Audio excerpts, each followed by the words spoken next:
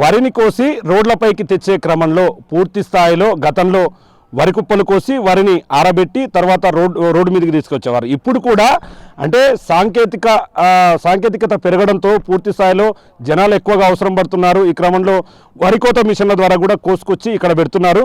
ఓవరాల్గా నిన్న ఏదైతే రాష్ట్ర సివిల్ సప్లై కమిషనర్ ఒక మాట అన్నాడు, ఏంటంటే వరి కోత మిషన్ల ద్వారా కోసినటువంటి వడ్లల్లో తేమ శాతం ఎక్కువగా ఉంటుందని చెప్పి కూడా డిఎస్ చౌహాన్ చెప్పినటువంటి పరిస్థితి కనిపిస్తుంది.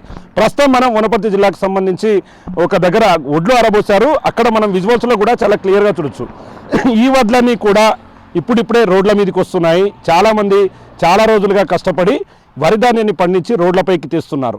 ఈ క్రమంలోనే గత కొద్ది రోజులుగా రాష్ట్రంలో తేమ విషయంలో పూర్తి స్థాయిలో ఒక అపోహలు వస్తున్నాయి. రైతుల దగ్గర తేమ ఎక్కువగా ఉండడం వల్లనే వాళ్ళని కాపాడడానికి ఎక్కువగా తేమ ఉన్న వాటిని తీసుకుంటున్నామని చెప్పి కూడా మిల్లర్లు రైతులకు చెప్తున్నటువంటి ఘటనలు వెలుగులోకి వచ్చాయి. కానీ ఒకవైపు పూర్తి స్థాయిలో తేమ ఎక్కువగా ఉందంటూ వాటిని కొనకపోతే మీరు ఇబ్బంది పడతారంటూ రైతులను నమ్మించి వాటిని తీసుకోవడం, అక్కడ తరుగు విషయంలో కావచ్చు తేమ విషయంలో డబ్బులు తక్కువ రేటు కట్టించడం అనేది కూడా రైతులకు తెలియకుండా చేస్తున్నటువంటి మోసంగా దీన్ని పరిగణిస్తున్నటువంటి పరిస్థితి కనిపిస్తుంది. మన దగ్గర కొంతమంది రైతులు కూడా ఉన్నారు, వాళ్ళని కూడా అడుగుదాం అసలు ఏంటి నిన్న మొన్న ఈ వడ్లను ఎట్లా చేస్తున్నారు, వడ్లకు సంబంధించి వివరాలు ఏందో కనుక్కుందాం. అన్న చెప్పండి, వాస్తవంగా ఎన్ని రోజులు అంటే ఈ వరి పంట ఓవరాల్గా ఎన్ని రోజులు చేస్తారు, ఎన్ని రోజులకి ఈ పంట చేతికి వస్తుంది?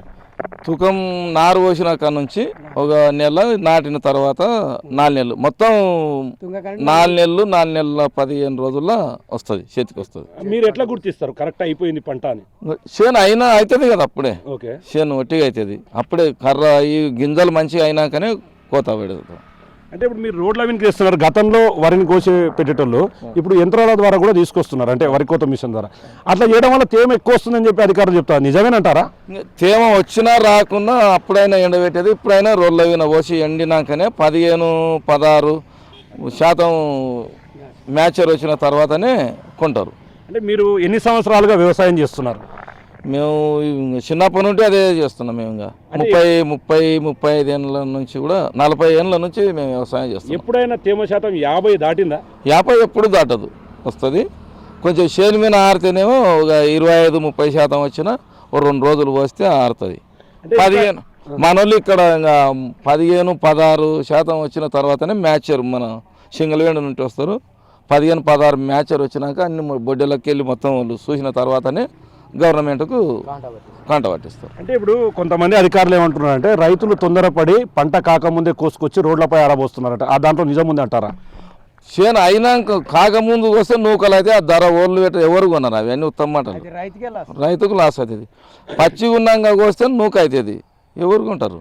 కొన్నా అది తూకం కూడా రావు, నూకలు అవుతాయి, పశువులు ఉంటాయి, మంచిగా ఉండదు. అది అయినాక కోస్తేనే రైతుకు లాభం, కానీ కాందాన్ని కోసుకొని ఏం చేస్తాం సార్, అది ఏం లేదు. చూస్తున్నాం మరొక రైతు కూడా ఉన్నాడు, ఆయనతో కూడా మాట్లాడదాం.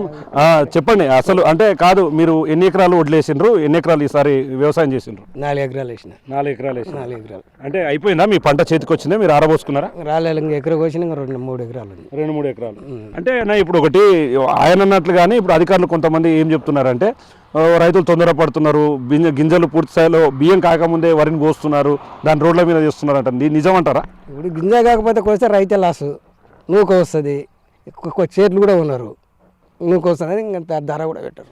ఓకే, అంటే ఇప్పుడు గతంలో లాగా మాయిశ్చర్ విషయంలో మీరు కూడా చూస్తున్నారు కదా, మీరు కూడా వ్యవసాయం మీద ఆధారపడే వాళ్ళు 50% మాయిశ్చర్ దాటి అట్లా ఎప్పుడన్నా మీరు చూసినరా? ఇప్పుడు 50% అసలు లేదు, 50% 20, 30, 15 ఇట్లా శనిగిన కూడా వచ్చినాయి. 2 రోజులు ఆరవేస్తే రష్ అయిపోతుంది, మంచిగా అవుతుంది. అట్లా చూస్తున్నాం. ఓవరాల్గా చూస్తుంటే ఇదంతా కూడా చాలా ఏళ్ళుగా అంటే పుట్టినప్పటి నుంచి వ్యవసాయం మీద ఆధారపడ్డ రైతులు సైతం కూడా 50% మాయిశ్చర్ రావడం అసాధ్యం అంటూ కూడా చెప్తున్నటువంటి పరిస్థితి కనిపిస్తుంది. ముఖ్యంగా నిన్న ఏదైతే డిఎస్ చౌహాన్ చేసినటువంటి వ్యాఖ్యలపై పూర్తి స్థాయిలో ఒక రకమైనటువంటి వాతావరణం నెలకొంది. రైతులు పంటను పూర్తి కాకముందే రోడ్లపైకి తెస్తున్నారన్న మాటల్లో వాస్తవం లేదని, అదేవిధంగా మాయిశ్చర్ ఎప్పుడు కూడా 50% ఉండదని చెప్పి కూడా ఇక్కడ రైతులు చెప్తున్నటువంటి పరిస్థితి కనిపిస్తుంది. ఇది ఇక్కడ latest update. Camera person Nageshwar, Shankar Goud, Big TV, Wanaparthy జిల్లా నుండి.